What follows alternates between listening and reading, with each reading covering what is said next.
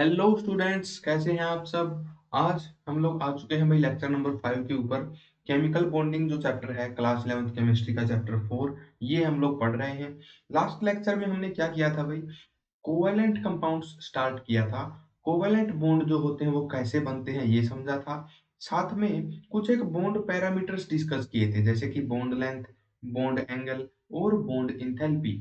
आज के लेक्चर में हमें थोड़े बहुत और प्रॉपर्टीज पढ़ने हैं कोवेलेंट बॉन्ड्स में जो कि होते हैं। थोड़े से और पैरामीटर्स पढ़ने हैं जो कि कोवेलेंट बॉन्ड में होते हैं। ये पैरामीटर है भाई बॉन्ड ऑर्डर का, रेजोनेंस का, कैसे कोवेलेंट बॉन्ड में रेजोनेंस होती है। देन कॉन्सेप्ट है डाइपोल मोमेंट का, कोवेलेंट बॉन्ड में डाइपोल मोमेंट कैसे एग्जिस्ट करती है ये भी हमें समझना है। तो ये सारे टॉपिक है जो आज हम लोग कवर करने वाले हैं। सबसे पहले तो भाई देखो, your support is my motivation. आप लोग अगर चैनल को सब्सक्राइब करते हो, वीडियो को लाइक करते हो, शेयर करते हो, तो इससे काफी मोटिवेशन मिलता है और ज्यादा अच्छे से पढ़ाने का और ज्यादा मेहनत करने का, है ना। तो ये आप लोग जरूर से करें। मिस्टिकल केमिस्ट्री चैनल को लाइक शेयर और सब्सक्राइब आप कर सकते हैं। सब्सक्राइब और वीडियो को लाइक तो जरूर करना है। इसी के साथ में अगर आप लोग किसी कॉम्पिटिटिव एग्जाम की प्रिपरेशन कर रहे हैं और किसी कोर्स में एनरोल नहीं करना चाहते, तो आप हमारी वेबसाइट भी विजिट कर सकते हैं, camcontent.com।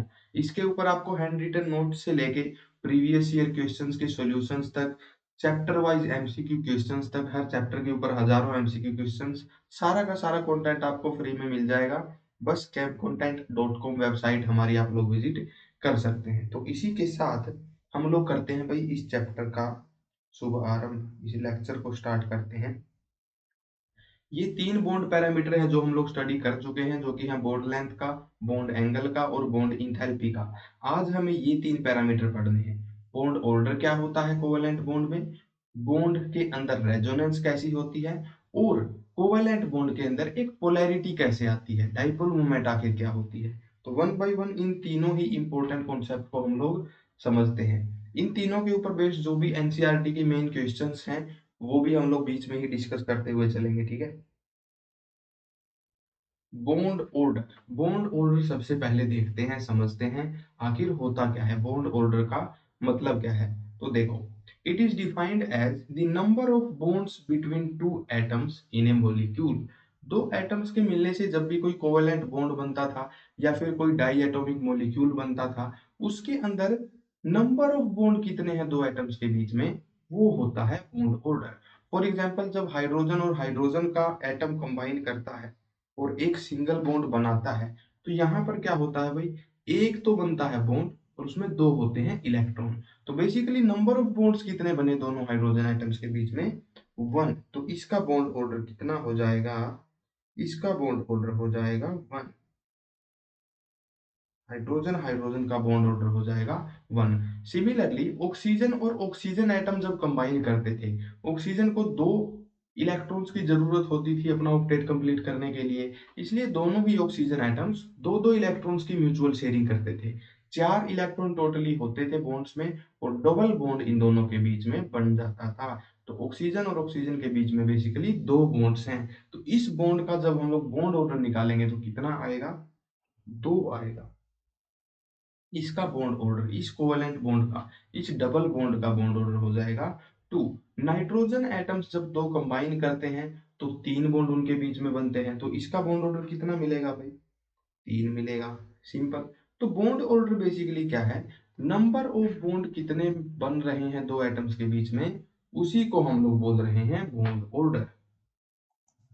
नेक्स्ट देखो भाई, iso electronic species have same bond order. कुछ ऐसे मॉलिक्यूल्स हों, कुछ ऐसी स्पीशीज हों जो कि आइसो इलेक्ट्रॉनिक हो। आइसो इलेक्ट्रॉनिक का मतलब क्या होता है, देखो आइसोमर के जैसी ये टर्म है। आइसोमर का क्या मतलब होता था, सेम फॉर्मूला जिसका हो। आइसो इलेक्ट्रॉनिक का क्या मतलब हो जाएगा, जिसमें इलेक्ट्रॉन्स की सिचुएशन बिल्कुल सेम हो। फॉर एग्जाम्पल, यहाँ पर इन ट्विन मॉलिक्यूल्स को जरा ध्यान से देखो। सबसे पहले देखो नाइट्रोजन मॉलिक्यूल को, इसमें बेसिकली क्या होता है, नाइट्रोजन की वैलेंस शेल में होते हैं कितने इलेक्ट्रॉन, पांच इलेक्ट्रॉन। लेफ्ट वाले नाइट्रोजन में भी पांच इलेक्ट्रॉन है, राइट वाले नाइट्रोजन में भी 5 इलेक्ट्रॉन है। 3-3 इलेक्ट्रॉन्स की इन्होंने शेयरिंग कर ली और एक ट्रिपल बॉन्ड जो है बना लिया। तो बेसिकली नाइट्रोजन मॉलिक्यूल में क्या है भाई, एक ट्रिपल बॉन्ड है, बीच में 6 इलेक्ट्रॉन है और दोनों ही एटम्स के पास एक-एक लोन पेयर है। सिमिलरली कार्बन मोनोऑक्साइड का बॉन्ड किस तरीके से बना था? कार्बन और ऑक्सीजन के बीच में 6 इलेक्ट्रॉन्स थे जो कि शेयर्ड थे और ऑक्सीजन और कार्बन दोनों के पास ही एक-एक लोन पेयर भी था। ये हमने थर्ड लेक्चर के अंदर देखा था किस तरीके से इसका लेविस स्ट्रक्चर बनता है, सेकंड लेक्चर में सॉरी। तो यहाँ पर बेसिकली क्या है, यहाँ पर भी दो एटम्स हैं जिनके बीच में ट्रिपल बॉन्ड बना हुआ है और एक एक इलेक्ट्रॉन है एडजेसेंट एटम्स के पास। सेम इसी के जैसा इलेक्ट्रॉनिक एनवायरनमेंट उस मॉलिक्यूल में भी है। हालांकि एटम अलग अलग एलिमेंट का है तो न्यूक्लियस तो अलग अलग होगा, है ना। ऑक्सीजन के न्यूक्लियस में 8 प्रोटॉन होंगे, नाइट्रोजन वाले में 7 होंगे, कार्बन वाले में 6 होंगे, लेकिन इलेक्ट्रॉन्स की जो सिचुएशन है वो बिल्कुल सेम है। इसीलिए ये दोनों क्या है, आइसो इलेक्ट्रॉनिक स्पीशीज हैं। तो आइसो इलेक्ट्रॉनिक स्पीशीज जो होती हैं उनका बॉन्ड ऑर्डर बिल्कुल सेम होता है। इसका बॉन्ड ऑर्डर 3 है, कार्बन मोनोऑक्साइड का भी बॉन्ड ऑर्डर 3 होगा। इसी के साथ में नाइट्रोजन मोनोऑक्साइड जो होता है ये मॉलिक्यूल भाई, यहाँ पर भी बॉन्ड्स की सिचुएशन बिल्कुल सेम होती है। यहाँ पर बेसिकली क्या हुआ है, नाइट्रोजन था, ऑक्सीजन था, नाइट्रोजन के पास एक इलेक्ट्रॉन एक्स्ट्रा था, इसने वो लूज कर दिया तो नाइट्रोजन पर पॉजिटिव चार्ज आ गया। उसके बाद क्या हुआ, ऑक्सीजन ने अपना दो लोन पेयर्स में थे एक लोन पेयर डिनोट कर दिया नाइट्रोजन को, इसलिए अब ऑक्सीजन के ऊपर पॉजिटिव चार्ज आपको दिख रहा है।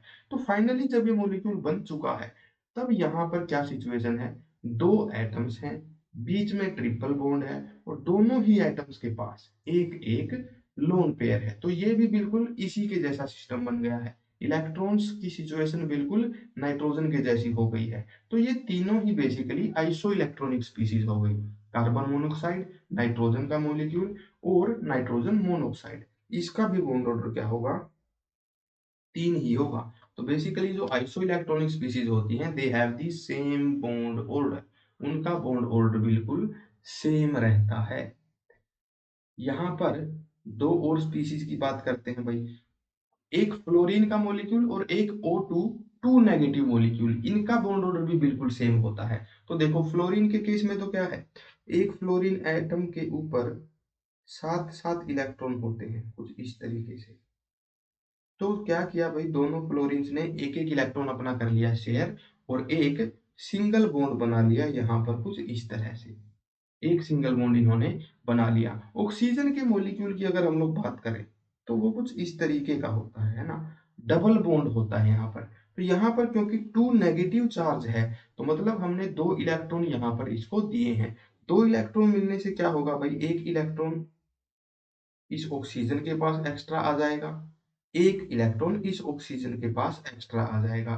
तो ये इलेक्ट्रॉन जो है वापस आ जाएगा ऑक्सीजन के पास, क्योंकि अगर एक एक इलेक्ट्रॉन दोनों के पास एक्स्ट्रा आ गया तो ऑलरेडी इनका ऑक्टेट कंप्लीट हो जाएगा बिना दूसरा बॉन्ड बनाए। तो बेसिकली दो इलेक्ट्रॉन देने से क्या होगा, ये बॉन्ड ब्रेक हो जाएगा, डबल बॉन्ड था सिर्फ सिंगल ही बचेगा और एक एक नेगेटिव चार्ज यहाँ पर हो जाएगा। अब दोनों ऑक्सीजन का ऑक्टेट जो है वो पूरा होने वाला है, मतलब कि यहाँ पर 8-8 इलेक्ट्रॉन मिलेंगे दोनों ही ऑक्सीजन एटम्स के पास, है ना। देखो 6 इलेक्ट्रॉन यहाँ हो गए और 2 हो गए इस बॉन्ड में। तो अब यहाँ पर फ्लोरीन मॉलिक्यूल के जैसा ही इलेक्ट्रॉनिक एनवायरनमेंट यहाँ पर भी बन चुका है। तो ये मॉलिक्यूल जो होता है ये F2 के साथ में बिल्कुल आइसो इलेक्ट्रॉनिक होता है।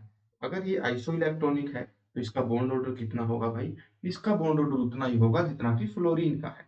इसका बॉन्ड ऑर्डर भी 1 है, इसका बॉन्ड ऑर्डर भी 1 है। ऑक्सीजन के अंदर यही बॉन्ड ऑर्डर कितना था यहाँ पर, क्योंकि दो बॉन्ड बने हुए थे पहले, तब दो बॉन्ड ऑर्डर था, लेकिन O2 टू नेगेटिव के अंदर बॉन्ड ऑर्डर कितना मिलेगा, 1 मिलेगा। तो ये थी हमारी दूसरी स्टेटमेंट बॉन्ड ऑर्डर से रिलेटेड। आइसो इलेक्ट्रॉनिक स्पीशीज का बॉन्ड ऑर्डर बिल्कुल सेम रहता है। अभी आगे देखते हैं भाई, more is the bond order more is the stability और strength of the bond. Bond order किसी भी कोवलेंट बॉन्ड का जितना ज्यादा होगा उतना ही स्ट्रॉन्ग वो बॉन्ड होगा। सीधी सी बात है, अगर बॉन्ड ऑर्डर मान लो कार्बन कार्बन में 1 है, यहाँ पर सिंगल बॉन्ड बना हुआ है कार्बन कार्बन में, तो बॉन्ड ऑर्डर कितना हो गया, 1 है। यहाँ पर लिख देते हैं हम, कार्बन कार्बन में बॉन्ड ऑर्डर 1 है। डबल बॉन्ड जब बना तो यहाँ पर बॉन्ड ऑर्डर कितना हो गया भाई, टू हो गया, डबल बॉन्ड बन गया, दो बॉन्ड हैं जो कि अब इन कार्बन कार्बन के बीच में है, तो ऑफ कोर्स बॉन्ड स्ट्रॉन्ग होने वाला है। कार्बन और कार्बन के बीच में यहाँ पर ट्रिपल बॉन्ड है, तो बॉन्ड ऑर्डर हो गया 3, तो ये बॉन्ड और भी स्ट्रॉन्ग हो गया। कितना स्ट्रॉन्ग हो गया ये हम लोग कैसे बताएं, तो देखो नीचे जो वैल्यू लिखी हुई है भाई, ये वैल्यू है बॉन्ड डिसोसिएशन एनर्जी की। मतलब अगर हमें कार्बन कार्बन का बॉन्ड ब्रेक करना है तो कितनी एनर्जी देनी होगी। इनकी यूनिट है यहाँ पर किलो जूल पर मोल। मतलब कि 1 मोल कार्बन कार्बन के सिंगल बॉन्ड अगर हमें ब्रेक करने हैं तब 350 किलो जूल एनर्जी हमें देनी पड़ेगी। वहीं पर अगर 1 मोल डबल बॉन्ड्स ब्रेक करने हैं कार्बन कार्बन के बीच में, तो ऑलमोस्ट ये समझ लो 614 किलो जूल पर मोल एनर्जी हमें देनी पड़ेगी। यहाँ पर इस बॉन्ड को ब्रेक करने के लिए कंपैरेटिवली ज्यादा एनर्जी लग रही है, तो मतलब ये बॉन्ड स्ट्रोंगर है।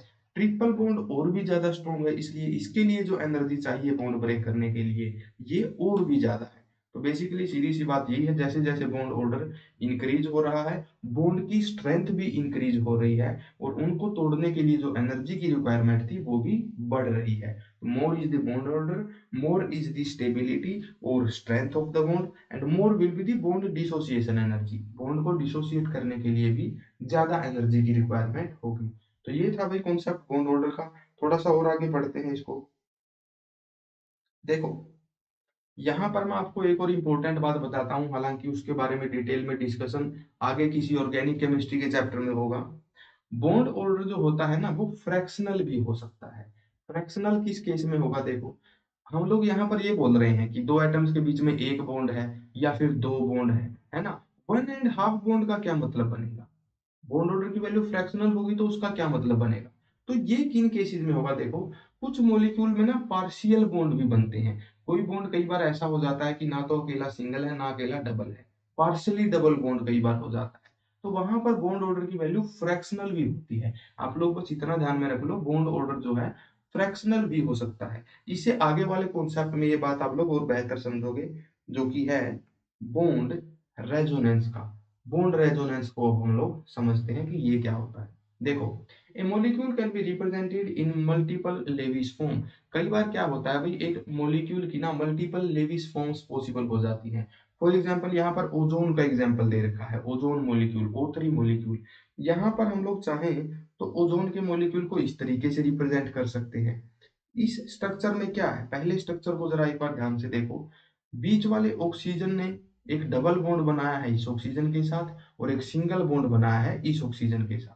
अब यहाँ पर देखो ऑक्सीजन डबल बॉन्ड ऑक्सीजन जो होता है, ऑक्सीजन और डबल बॉन्ड ऑक्सीजन ये जो बॉन्ड होता है, इसकी थ्योरेटिकल बॉन्ड लेंथ होती है 121 पिकोमीटर। इतनी लंबी इस बॉन्ड की लेंथ जो है होती है। सिमिलरली ऑक्सीजन और ऑक्सीजन का जो सिंगल बॉन्ड होता है उस बॉन्ड की थ्योरेटिकल लेंथ कितनी होती है, 148 पिकोमीटर होती है।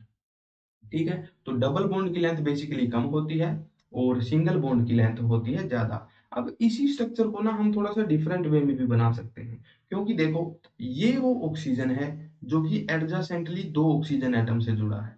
अगर ये ऑक्सीजन चाहे तो इस वाले ऑक्सीजन के साथ भी तो डबल बॉन्ड बना सकता था, इसके साथ में सिंगल बॉन्ड बना लेगा। तो वैसे ही इसका एक दूसरा स्ट्रक्चर भी एग्जिस्ट करेगा, जिसमें इसने क्या किया है भाई, लेफ्ट वाले ऑक्सीजन के साथ में डबल बॉन्ड बना लिया और राइट साइड वाले ऑक्सीजन के साथ में सिंगल बॉन्ड बना लिया। डिफरेंस कहां पर आया, थ्योरेटिकल बॉन्ड लेंथ में। डबल बॉन्ड की लेंथ कम मिलेगी 121 पिकोमीटर, इतनी बॉन्ड लेंथ होगी। सिंगल बॉन्ड की अंदर जो बॉन्ड लेंथ होगी वो होगी 148 पिकोमीटर। अब ये जो बॉन्ड लेंथ है ना, ये थ्योरेटिकल बॉन्ड लेंथ है। मतलब अगर ऑक्सीजन ऑक्सीजन के बीच में कहीं सिंगल बॉन्ड बना हुआ है तो इतनी बॉन्ड लेंथ मिलेगी, ऑक्सीजन ऑक्सीजन के बीच में अगर डबल बॉन्ड बना हुआ है तो इतनी बॉन्ड लेंथ होगी। अब जब हमने एक्सपेरिमेंटली देखा कि ओजोन के अंदर क्या बॉन्ड लेंथ है, तब हमें पता चला भाई कि दोनों ही बॉन्ड्स की लेंथ हमें सेम मिल रही है। असल में ना तो बॉन्ड लेंथ इतनी है ना ही इतनी है, असल में जो बॉन्ड लेंथ मिली वो मिली भाई 128 पिकोमीटर। 121 और 148 के ऑलमोस्ट बीच में एक्चुअल बॉन्ड लेंथ मिली, जो कि कितनी थी, 128 पिकोमीटर। तो फिर इसे कैसे एक्सप्लेन किया गया, तो देखो इसी को एक्सप्लेन किया गया बॉन्ड रेजोनेंस के कॉन्सेप्ट के हिसाब से। इस कॉन्सेप्ट के हिसाब से क्या होता है भाई, इस कॉन्सेप्ट के हिसाब से कुछ ऐसी प्रोसेस होती है, ध्यान से समझना ये चीज। ऑक्सीजन, ऑक्सीजन यहाँ नेगेटिव चार्ज था, डबल बॉन्ड ऑक्सीजन यहाँ पॉजिटिव चार्ज था। तो रेजोनेंस का फिनोमेना हमें पता है क्या बताता है। बीच वाले ऑक्सीजन के लिए ना, लेफ्ट वाला ऑक्सीजन और राइट वाला ऑक्सीजन दोनों ही सेम एलिमेंट्स हैं। यहाँ पर इलेक्ट्रॉन्स की कुछ इस तरीके से डीलोकलाइजेशन हो जाती है कि ये जो नेगेटिव चार्ज है ये चला जाता है इस ऑक्सीजन की तरफ और बीच में क्या बना लेता है भाई, एक डबल बॉन्ड बना लेता है। ऐसा होने की वजह से आगे क्या होगा भाई, ये वाला जो पाई बॉन्ड है ये ब्रेक कर जाएगा, डबल बॉन्ड में से एक बॉन्ड टूट जाएगा इस ऑक्सीजन की तरफ।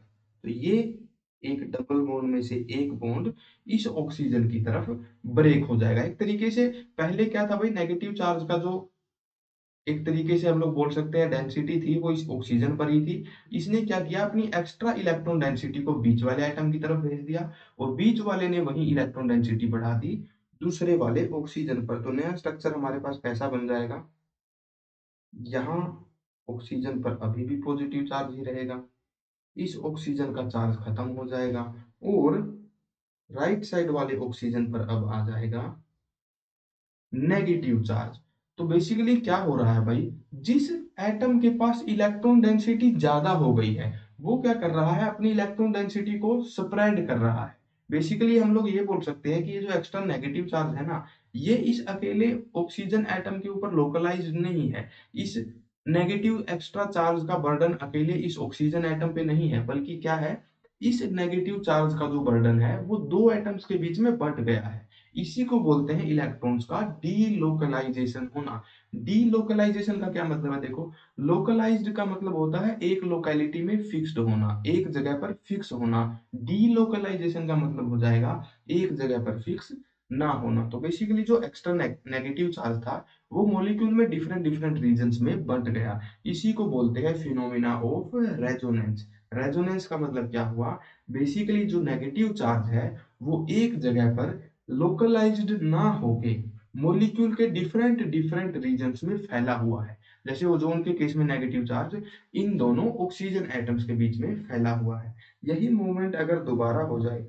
मान लो ये नेगेटिव चार्ज एक्स्ट्रा यहाँ आ जाए, ये वापस इस ऑक्सीजन पर आ जाए, तो ये वापस से पहले जैसा स्ट्रक्चर बन जाएगा। तो इस वजह से क्या होता है भाई, इलेक्ट्रॉन जो है इसी तरीके से एक दूसरे रीजन में मॉलिक्यूल में ट्रेवल करते रहते हैं। और इस वजह से क्या होता है, एक टाइम के ऊपर ये भी पार्शियली डबल बॉन्ड होगा और ये भी पार्शियली डबल बॉन्ड होगा। एक टाइम पे ऐसा नहीं होगा कि इसी के ऊपर ये नेगेटिव चार्ज फिक्स्ड है या फिर लोकलाइज्ड है, ये चार्ज घूमता रहता है इस तरीके से। और इस वजह से क्या होता है भाई, एक एवरेज बॉन्ड लेंथ जो निकल के आती है वो आती है 128 पिकोमीटर। मतलब ऑक्सीजन ऑक्सीजन का जो बॉन्ड है ना, ना तो वो एक सिंगल बॉन्ड के जितना लंबा है, ना ही एक डबल बॉन्ड के जितना वो छोटा है। उसकी जो एक्चुअल बॉन्ड लेंथ है वो दोनों के बीच की है कहीं, है ना, 121 के और 148 के बीच की कहीं पर ये बॉन्ड लेंथ निकल के आ रही है। देखो अब आगे थोड़ा सा पढ़ते हैं भाई। अगर ये भी असली स्ट्रक्चर नहीं है, अगर ये भी असली स्ट्रक्चर नहीं है, तो हम लोग इन दोनों से मिला के एक स्ट्रक्चर बना देते हैं कुछ इस तरीके का। इस स्ट्रक्चर में हमें क्या देखने को मिल रहा है, ऑक्सीजन और ऑक्सीजन, बीच वाले ऑक्सीजन के दो तो बने हुए हैं सिंगल बॉन्ड दोनों ही ऑक्सीजन के साथ। जो पाई बॉन्ड था उसको हमने डैश डैश डैश के साथ में दिखाया। पाई बॉन्ड को हमने डैश डैश डैश की फॉर्म में दिखाया गया है। इसका क्या मतलब है, इसका ये मतलब है कि ना तो ये पार्शली सिंगल बॉन्ड है, ना ही ये पार्शली डबल बॉन्ड है। एक तरीके से हम लोग ये बोल सकते हैं कि ये डबल बॉन्ड या तो एक टाइम पे यहाँ हो सकता है या फिर यहाँ हो सकता है। ठीक है, ये एक पार्शियल डबल बॉन्ड हम लोग बोल सकते हैं। इस ऑक्सीजन और इस ऑक्सीजन के बीच में भी एक पार्शियल डबल बॉन्ड है, इस ऑक्सीजन और इस ऑक्सीजन के बीच में भी पार्शियल डबल बॉन्ड है। इस तरीके के स्ट्रक्चर को बोला जाता है हाइब्रिड स्ट्रक्चर। हाइब्रिड का मतलब बेसिकली क्या होता है, दो टेक्नोलॉजीज को एक में ही डाल देना। वैसे ही यहाँ पर हमने क्या किया, दो स्ट्रक्चर्स को हमने एक ही स्ट्रक्चर में कंबाइन कर दिया। ये अकेला ही स्ट्रक्चर हमें ये बता देगा कि हाँ भाई यहाँ पर ये बॉन्ड जो है ना रेजोनेंस में है, या तो यहाँ पर होगा ये बॉन्ड या तो यहाँ पर होगा। बीच में इस तरीके से इलेक्ट्रॉन डेंसिटी दोनों के पास बराबर बराबर हो, इसको बोलते हैं रेजोनेंस हाइब्रिड। ये था भाई फिनोमिना ऑफ रेजोनेंस। तो रेजोनेंस बेसिकली क्या है भाई, इलेक्ट्रॉन्स जो होते हैं मॉलिक्यूल में वो अलग अलग रीजन में स्प्रेड हो जाते हैं, डीलोकलाइज हो जाते हैं, इस फिनोमिना को बोला जाता है रेजोनेंस। ओजोन के अलावा बहुत से मॉलिक्यूल्स में ये सेम फिनोमिना देखने को मिलता है। यहाँ तक कि सबसे कॉमन एग्जांपल जो है ना रेजोनेंस का वो है बेंजीन। बेसिकली जीओ2 जीओसी वाला जो चैप्टर होता है जनरल ऑर्गेनिक केमिस्ट्री, उसके अंदर प्रॉपर एक पूरा कॉन्सेप्ट आता है रेजोनेंस का, डिफरेंट मॉलिक्यूल्स के अंदर कैसे कैसे रेजोनेंस हो रहा है, कैसे कैसे ये इलेक्ट्रॉन्स घूम रहे हैं ऐसे एरो के हिसाब से, ये सब हमें स्टडी करवाया जाता है। तो यहाँ पर हम लोग बस बेसिक डिस्क्रिप्शन पढ़ रहे हैं कि रेजोनेंस आखिर होता क्या है। तो बेसिकली रेजोनेंस होता है इलेक्ट्रॉन्स का डिफरेंट डिफरेंट रीजन्स के अंदर पहुंच जाना through bonds and charges. Okay, this is called resonance. Next कुछ एक मॉलिक्यूल्स में मैं आपको रेजोनेंस दिखाता हूं भाई कैसे होता है। देखो, the resonance phenomena results into delocalization of electrons या फिर charge into multiple regions of molecule. Resonance phenomena की वजह से क्या होता है भाई, इलेक्ट्रॉन्स की या फिर ये बोलो चार्ज की डीलोकलाइजेशन हो जाती है, और वो जो चार्ज था वो मॉलिक्यूल के मल्टीपल रीजन्स के अंदर स्प्रेड हो जाता है, फैल जाता है। अब यहाँ पर देखो, अगर चार्ज पहले एक रीजन पर कंसेंट्रेटेड था और अब क्या हुआ, वही एक्स्ट्रा चार्ज मॉलिक्यूल के अलग अलग रीजन्स पर फैल गया, डिस्ट्रीब्यूट हो गया। मतलब किसी एक सिंगल एटम के ऊपर बर्डन नहीं है उस नेगेटिव चार्ज का, पूरा मॉलिक्यूल एज ए होल उस नेगेटिव चार्ज को बेयर कर रहा है, उस नेगेटिव चार्ज को अपने ऊपर ले रहा है। तो जब चार्ज की ना एक्स्ट्रा चार्ज की स्प्रेडिंग हो जाती है, जब एक्स्ट्रा चार्ज फैल जाता है एक बड़े सरफेस के ऊपर, तब वहां पर सिस्टम हमारा स्टेबल हो जाता है। इस वजह से रेजोनेंस की वजह से स्टेबिलिटी भी आती है स्ट्रक्चर्स के अंदर। तो यहाँ पर तीन एग्जांपल मैंने लिख रखे हैं जिनके अंदर कुछ ना कुछ एक्स्ट्रा चार्ज है। जैसे कि NO2 नेगेटिव में क्या है, ऑक्सीजन के ऊपर आपको दिखेगा कि एक एक्स्ट्रा नेगेटिव चार्ज है। सिमिलरली यहाँ पर क्या है, मैंने साइक्लोपेंटेन बनाया है जिसमें दो पाई बॉन्ड है और एक पांचवें कार्बन के ऊपर नेगेटिव चार्ज है। तो यहाँ पर भी ये negative charge different different items के ऊपर फैल जाएगा। सिमिलरली और नीचे मैंने क्या बनाया है, साइक्लोपेंटेन के अंदर दो पाई बॉन्ड है लेकिन इस बार जो चार्ज है वो पॉजिटिव है। तो ये पॉजिटिव चार्ज भी डिफरेंट डिफरेंट आइटम्स के ऊपर फैल जाएगा। यहाँ पर मैं एरोज की हेल्प से आपको समझाता हूँ कि रेजोनेंस को आखिर रिप्रेजेंट कैसे किया जाता है पेपर के ऊपर। देखो, इस तरीके का मॉलिक्यूल हमारे पास है, एक्स्ट्रा नेगेटिव चार्ज का बर्डन है एक ऑक्सीजन एटम पे। ये क्या करेगा भाई, अपने इलेक्ट्रॉन नाइट्रोजन की तरफ भेजेगा और एक डबल बॉन्ड बना लेगा। इस वजह से क्या होगा, नाइट्रोजन और ऑक्सीजन का ये डबल बॉन्ड इस डायरेक्शन में टूट जाएगा। अब क्या होगा, डबल बॉन्ड बन गया नाइट्रोजन और लेफ्ट साइड वाले ऑक्सीजन के बीच में, और नेगेटिव चार्ज जो कि पहले लेफ्ट वाले ऑक्सीजन एटम पर था वो अब आ गया राइट साइड वाले ऑक्सीजन एटम पर। तो इस तरीके से जो NO2 नेगेटिव के अंदर नेगेटिव चार्ज था वो मॉलिक्यूल के अलग अलग रीजन्स के अंदर फैल गया। अब इसी का अगर हमें रेजोनेंस हाइब्रिड बनाना हो, मतलब दोनों स्ट्रक्चर से मिला के एक स्ट्रक्चर बनाना है जो कि दोनों की ही इंफॉर्मेशन दे दे, तो वो कैसे बनाएगा भाई। देखो, वो मैं बना रहा हूँ ग्रीन कलर से। नाइट्रोजन सेंट्रल एटम वो लिख दो, जो बॉन्ड ब्रेक नहीं कर रहा है, जो बॉन्ड रेजोनेंस में नहीं है, उसको बना दो सिंगल लाइन से। और इन दोनों ही एटम्स का नाइट्रोजन के साथ एक ऐसा डबल बॉन्ड है जो कि पार्शियली यहाँ पर है और पार्शियली यहाँ पर है। पार्शियल डबल बॉन्ड को हम लोग कैसे दिखाते हैं भाई, डैश डैश डैश से दिखाते हैं इस तरीके से। तो ये बेसिकली डैश डैश डैश आपको दिखाना है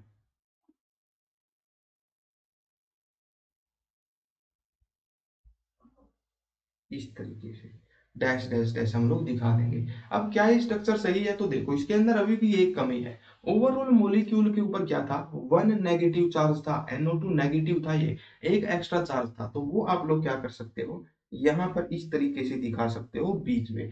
मतलब इन दोनों ही डबल बॉन्ड्स में से एक जगह पर अगर डबल बॉन्ड है तो दूसरी जगह पर चार्ज हो जाएगा।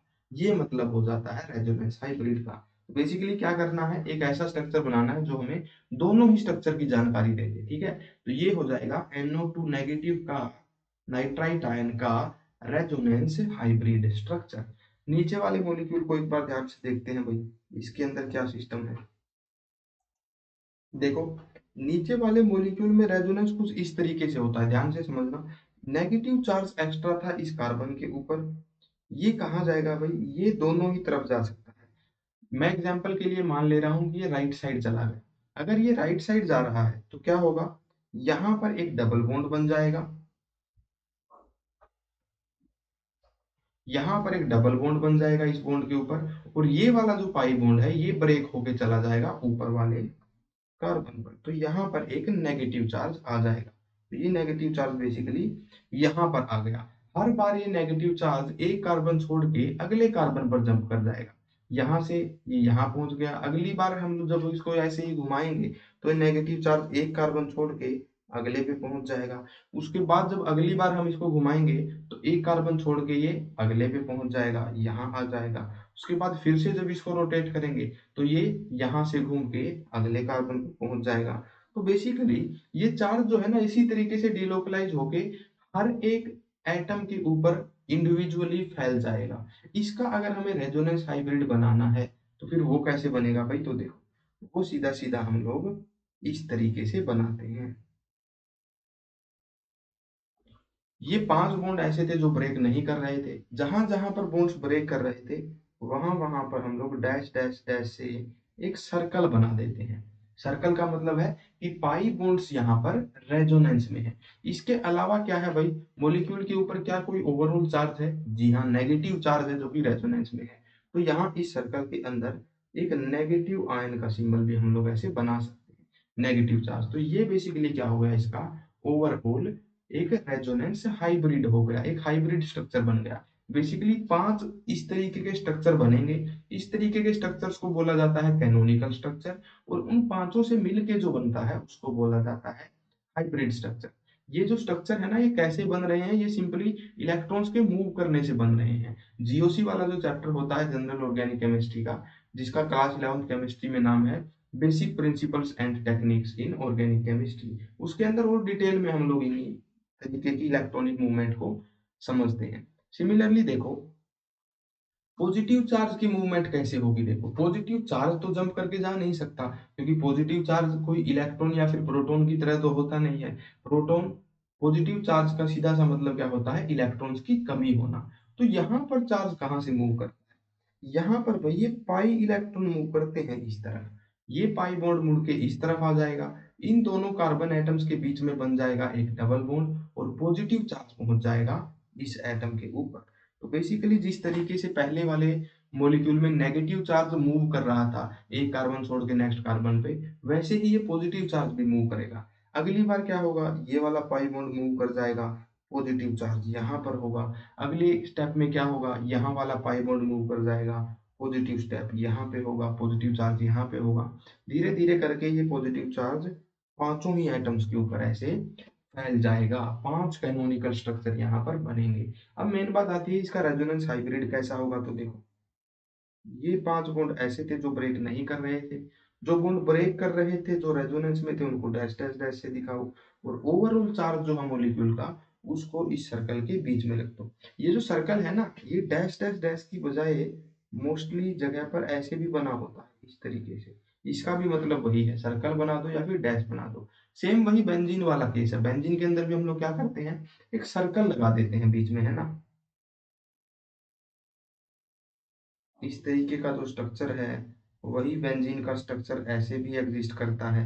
तो हम लोग बेसिकली क्या कर सकते हैं, इसके हाइब्रिड स्ट्रक्चर को इस तरीके से बना सकते हैं, है ना। पाई बॉन्ड्स बेसिकली दोनों ही रिप्रेजेंटेशन सही है बेंजीन की, बेंजीन का हाइब्रिड स्ट्रक्चर ये होता है। तो बेसिकली क्या है, जहां जहां पर इलेक्ट्रॉन्स की पॉसिबिलिटी है, जहां जहां पर इलेक्ट्रॉन्स बॉन्ड वाले रेजोनेंस में है, उनको रिप्रेजेंट सर्कल से कर दो या फिर डैश डैश डैश से कर दो।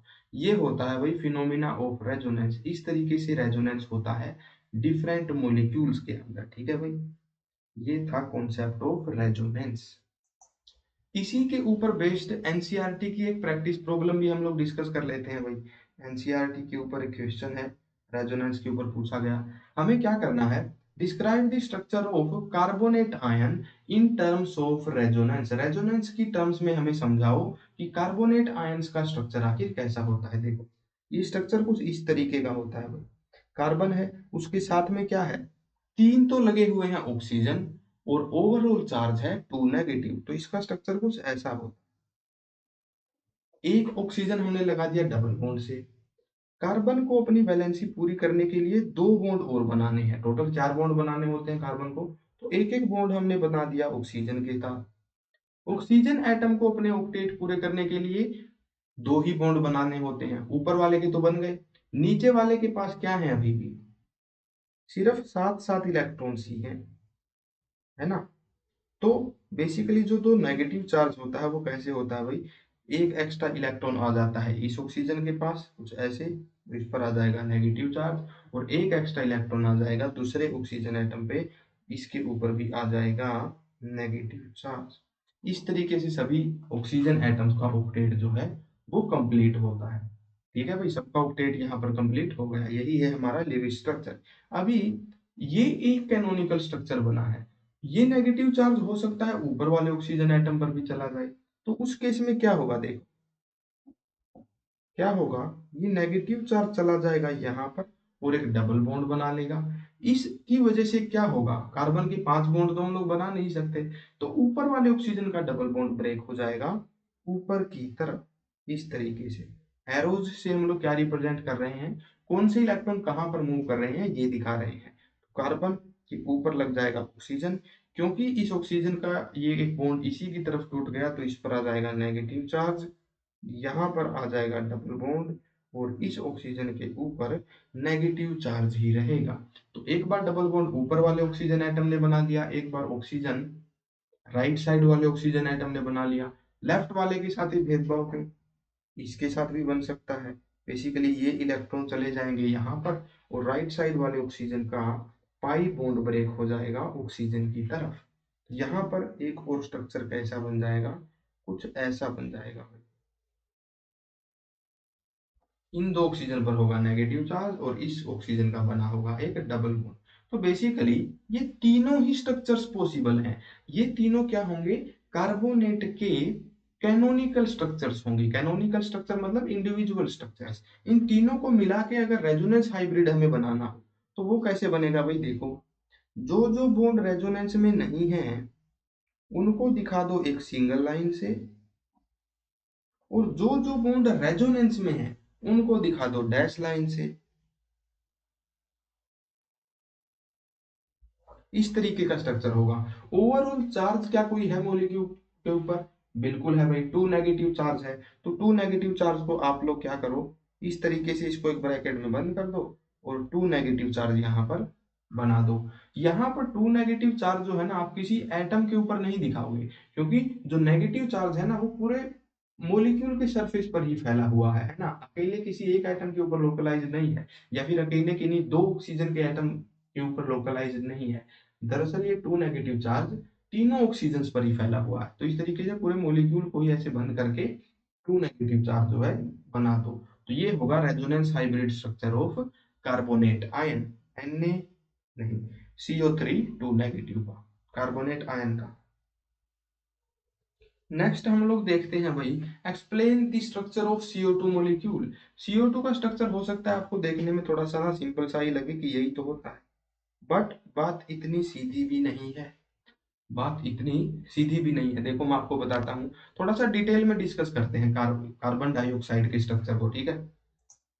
यहाँ पर देखो, एक्सपेरिमेंटली जो बॉन्ड लेंथ पाई जाती है कार्बन डबल बॉन्ड ऑक्सीजन की इन CO2 मॉलिक्यूल, वो एक्चुअल पाई जाती है, वो एक्चुअल पाई जाती है 115 पिकोमीटर। वहीं अगर हम लोग थ्योरेटिकल बॉन्ड लेंथ की बात करें तो देखो, carbon single bond oxygen, carbon bond oxygen और कार्बन ट्रिपल बॉन्ड ऑक्सीजन, ये कार्बन मोनोऑक्साइड में होता था। तो इनकी जो वैल्यूज पाई जाती हैं भाई वो होती है कुछ इस तरीके से। देखो, कार्बन डबल बॉन्ड ऑक्सीजन की वैल्यू होती है 121 पिकोमीटर, और कार्बन ट्रिपल बॉन्ड ऑक्सीजन की वैल्यू होती है 110 पिकोमीटर। ये थ्योरेटिकल वैल्यूज है भाई। कार्बन मोनोऑक्साइड की इस तरीके की कुछ वैल्यू जो हैं वो हमें देखने को मिलती हैं, ये है थ्योरेटिकल वैल्यू। कार्बन मोनोऑक्साइड की वैल्यू तो बॉन्ड लेंथ तो और भी ज्यादा ही मिलने वाली है ना। तो यहाँ पर देखो बेसिकली हुआ क्या, कार्बन डबल बॉन्ड ऑक्सीजन जो कार्बन डाइऑक्साइड में है, उसकी जो बॉन्ड लेंथ है ना, वो स्लाइटली कम है कार्बन डबल बॉन्ड ऑक्सीजन से, और स्लाइटली ज्यादा है कार्बन ट्रिपल बॉन्ड ऑक्सीजन से। तो इसका मतलब क्या हुआ? इसका मतलब ये हुआ भाई कि कार्बन का और ऑक्सीजन का जो डबल बॉन्ड है ना कार्बन डाइऑक्साइड में, वो कहीं ना कहीं एक पार्शियली ट्रिपल बॉन्ड भी होगा।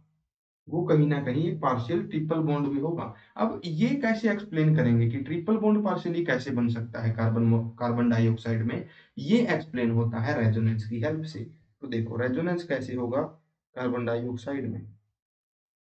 मान लो ये मॉलिक्यूल था कार्बन डाइऑक्साइड का, हमें पता है भाई ऑक्सीजन के पास होते हैं लोन पेयर। तो रेजोनेंस की वजह से पॉसिबिलिटी क्या आ जाती है, ये इलेक्ट्रॉन मान लो यहाँ पर चले जाएं और ये एक बॉन्ड ब्रेक हो जाए ऑक्सीजन की तरफ, तब क्या होगा? यहाँ पर बन जाएगा ट्रिपल बॉन्ड कार्बन और यहाँ पर बन जाएगा सिंगल बॉन्ड कार्बन। क्योंकि राइट साइड वाले ऑक्सीजन पर एक इलेक्ट्रॉन एक्स्ट्रा हो गया तो इस पर आ जाएगा नेगेटिव चार्ज, और क्योंकि लेफ्ट साइड वाले ऑक्सीजन ने अपने इलेक्ट्रॉन डोनेट किए हैं, इस पर आ जाएगा पॉजिटिव चार्ज। कार्बन के अंदर कोई भी चेंज नहीं आया है, कार्बन ने पहले भी 4 ही बॉन्ड बना रखे थे, अब भी 4 ही बना रखे हैं। कार्बन के पास 2 इलेक्ट्रॉन आ गए और 2 चले गए, इसके ऊपर कोई भी चार्ज नहीं आएगा। तो इस वजह से बेसिकली क्या हो रहा है, कार्बन डबल बॉन्ड ऑक्सीजन जो है ना, वो एक पार्शियल ट्रिपल बॉन्ड के अंदर कन्वर्ट हो जाता है। ये एक्सप्लेनेशन हम लोग देखते हैं कि आखिर क्यों इसकी बॉन्ड लेंथ जो है वो कार्बन डबल बॉन्ड ऑक्सीजन से कम हो गई। कार्बन डबल बॉन्ड ऑक्सीजन की थ्योरेटिकल बॉन्ड लेंथ होती है 121 पिकोमीटर, बट क्योंकि रेजोनेंस की वजह से ये पार्शियली ट्रिपल बॉन्ड बन गया, क्योंकि इसका बॉन्ड ऑर्डर इंक्रीज हो गया, क्योंकि ये बॉन्ड और भी ज्यादा स्ट्रोंग हो गया रेजोनेंस की वजह से, इस वजह से इसके एटम भी जो है पास पास आ जाते हैं। पार्शियल ट्रिपल बॉन्ड से क्या होगा, थोड़ा सा स्ट्रॉन्ग बॉन्ड हो जाएगा, इस वजह से बॉन्ड लेंथ थोड़ी सी डिक्रीज हो जाएगी। तो बेसिकली CO2 में कार्बन डबल बॉन्ड ऑक्सीजन की बॉन्ड लेंथ थ्योरेटिकल वैल्यू से कम क्यों आती है, अगर इसका क्वेश्चन हमसे पूछ लिया जाए तो उसको रीजन हम लोग कैसे एक्सप्लेन करेंगे? रेजोनेंस की वजह से। रेजोनेंस की वजह से ये बॉन्ड लेंथ जो है ये थोड़ा सा डिक्रीज हो जाती है। ठीक है भाई, आगे थोड़ा सा स्टेप हम लोग डिस्कस करते हैं भाई। Resonance bring stability.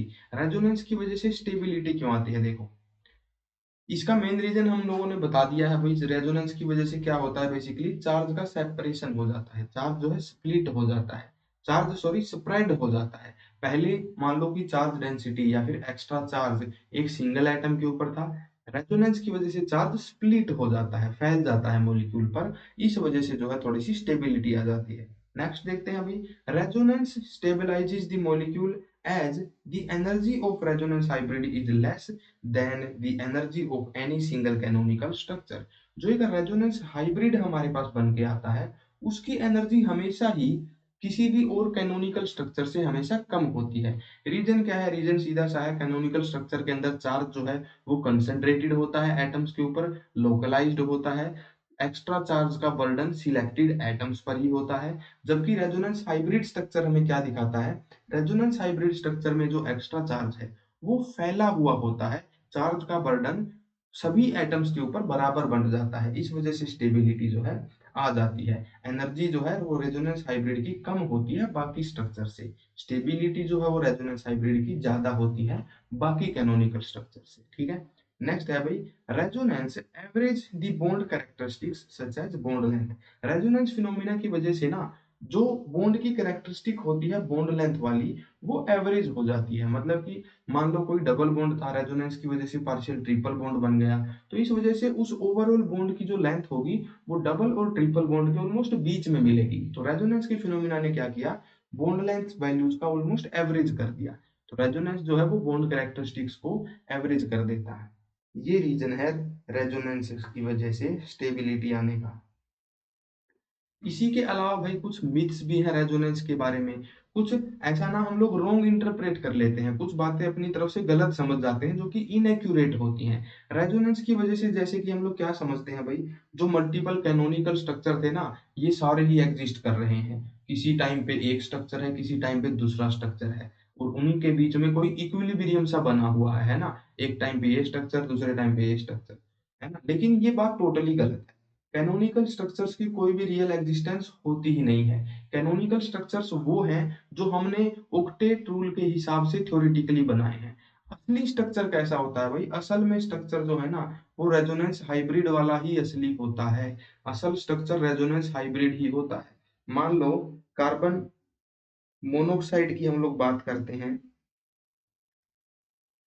तो असल में क्या होगा? क्या यहाँ पर कोई पॉजिटिव नेगेटिव चार्जेस होंगे या फिर कोई एक्स्ट्रा चार्ज किसी एक एटम पर होगा? नहीं। असल में क्या होगा? कार्बन का एटम इस तरीके से सफेरिकल सा हमको दिखेगा। सिमिलरली ऑक्सीजन का एटम भी इसी तरीके से सफेरिकल सा हमको दिखेगा।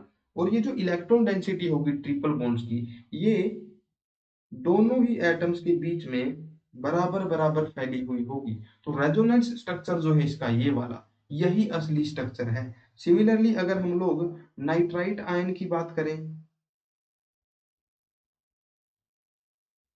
तो क्या ये इसका असली स्ट्रक्चर होगा? पॉजिटिव चार्ज नहीं होगा यहाँ पे। क्या ये इसका असली स्ट्रक्चर दिखेगा या फिर वो स्ट्रक्चर असली दिखेगा जो कि इस ऑक्सीजन एटम पर नेगेटिव चार्ज लेके आएगा और यहाँ पर डबल बॉन्ड लेके आएगा? जी नहीं। असल में असली स्ट्रक्चर में ऐसा ही दिखने वाला है ना। यहाँ पर एक नाइट्रोजन का एटम होगा और वो दो ऑक्सीजन के साथ में इस तरीके से बॉन्डेड होगा, और नेगेटिव चार्ज जो है वो इन दोनों ही ऑक्सीजन एटम्स पर थोड़ा थोड़ा फैला हुआ होगा। इस तरीके से this will be the original structure. इस तरीके का असली स्ट्रक्चर दिखेगा। रेजोनेंस हाइब्रिड जो होता है वही असली स्ट्रक्चर होता है। अगर इलेक्ट्रॉन्स जो है, इलेक्ट्रॉन डेंसिटी अगर मूव कर रही है, तो हम एक टाइम पे ये नहीं बोल सकते कि हाँ इलेक्ट्रॉन डेंसिटी इस एटम पे होगी या फिर इस एटम पे होगी, है ना। वैसे भी पोजीशन प्रेडिक्ट करना पॉसिबल नहीं है हाइजेनबर्ग प्रिंसिपल की हेल्प से। तो बेसिकली इलेक्ट्रॉन है कंटिन्यूअसली मूव कर रहे हैं, यही असली स्ट्रक्चर इसका होने वाला है। रेजोनेंस हाइब्रिड जो होता है वही असली स्ट्रक्चर होता है। हम लोग ये बिल्कुल भी नहीं मान सकते कि कैनोनिकल स्ट्रक्चर्स जो है वो असली में एग्जिस्ट करते हैं। वो एग्जिस्ट नहीं करते, वो टोटली थ्योरेटिकल होते हैं। उनके बीच में किसी तरीके का इक्विलिब्रियम नहीं होता है कि हाँ हम लोग यहाँ से एरोज वगैरह घुमा दे कि हाँ इस तरीके से इलेक्ट्रॉन्स मूव कर रहे हैं। ऐसा कुछ नहीं है। This is the real structure. अरे असली स्ट्रक्चर तो मैंने बनाया ही नहीं है। ये है असली स्ट्रक्चर नाइट्राइट आयन का।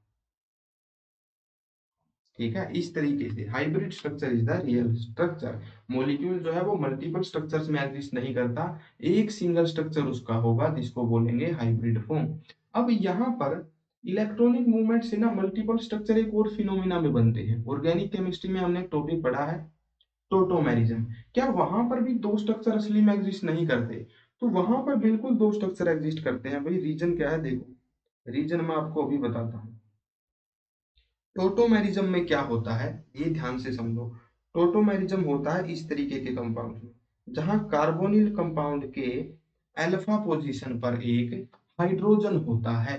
तो यहां पर कीटोइनोल टोटोमेरिज्म में तो क्या होता है, ये बॉन्ड इस तरफ ब्रेक करता है, ये बॉन्ड ऑक्सीजन की तरफ जाता है, और ऑक्सीजन बाद में क्या करता है, इस प्रोटॉन को पकड़ लेता है, इस प्रोटॉन को पकड़ लेता है। तो यहां पर बन जाएगा OH, यहां पर आ जाएगा एक डबल बॉन्ड। इसको बोलते हैं कीटोफॉर्म क्योंकि इसके अंदर कीटोन फंक्शनल ग्रुप है, और इसको बोलते हैं इनोल फॉर्म क्योंकि इसके अंदर एक तो इन है, इन मतलब डबल बॉन्ड, और एक है ओल, ओल मतलब अल्कोहल फंक्शनल ग्रुप।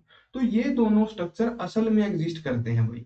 हालांकि यहाँ पर भी इलेक्ट्रॉन्स की डीलोकलाइजेशन हो रही है, लेकिन ये दोनों अलग अलग स्ट्रक्चर हैं, ये दोनों सेम स्ट्रक्चर नहीं है। इनका कोई हाइब्रिड नहीं बना सकते हैं हम। रीजन क्या है, इनके अंदर सिर्फ इलेक्ट्रॉन्स की डीलोकलाइजेशन नहीं हो रही, इनके अंदर एक एटम का न्यूक्लियस भी मूव किया है, इसके अंदर एक प्रोटॉन भी है जो कि मूव किया है। इस वजह से हाइड्रोजन एटम या तो यहाँ पर प्रेजेंट है या फिर यहाँ पर प्रेजेंट है। तो कीटोइनोल टोटोमेरिज्म में तो बिल्कुल अलग अलग स्ट्रक्चर एग्जिस्ट करते हैं, वहां पर वाकई में इक्विलिब्रियम होता है। लेकिन यहाँ पर जहां पर सिर्फ इलेक्ट्रॉन्स की मूवमेंट हो रही है, वहां पर किसी तरीके का इक्विलिब्रियम हम लोग नहीं मान सकते। वहां पर एक ही स्ट्रक्चर होता है असली, जो कि होता है रेजोनेंस हाइब्रिड। तो यहाँ पर ये कुछ एक मिथ्स थे, ये कुछ मिस इन्फॉर्मेशन थी जो कि फैली हुई थी रेजोनेंस के बारे में। ये आप लोग अच्छी तरह समझ गए होंगे। तो आज के लेक्चर में इतना ही करते हैं भाई, 45 मिनट्स ऑलरेडी हो गए हैं। बाकी का जो टॉपिक था पोलैरिटी क्या होती है, डाइपोल मूवमेंट क्या होती है, ये हम लोग नेक्स्ट लेक्चर में ही कवर करेंगे, ठीक है। तो आज के लेक्चर में हमने दो ही पैरामीटर्स पढ़े हैं। पहला पैरामीटर जो हमारे पास था वो था भाई बॉन्ड ऑर्डर का। बॉन्ड ऑर्डर हमें क्या क्या बताता था कितने बॉन्ड्स बने हुए हैं दो एटम्स के बीच में। उसके बाद हमने पढ़ा है फिनोमिना ऑफ रेजोनेंस। रेजोनेंस क्या होता है, कैनोनिकल स्ट्रक्चर क्या होते हैं, रेजोनेंस हाइब्रिड क्या होता है, कैसे रेजोनेंस की वजह से स्टेबिलिटी आती है। ये सब कॉन्सेप्ट आज के लेक्चर में हमने पढ़े हैं। नेक्स्ट लेक्चर में हम लोग पढ़ेंगे भाई डाइपोल मोमेंट के बारे में, और कोवेलेंट बॉन्ड के अंदर पोलैरिटी कैसे आती है, पोलराइजेशन कैसे होता है उसके बारे में। तो वो आएगा नेक्स्ट लेक्चर में। आज के लेक्चर में इतना ही। Thank you very much, thanks for watching, bye bye, take care and happy learning, bye guys.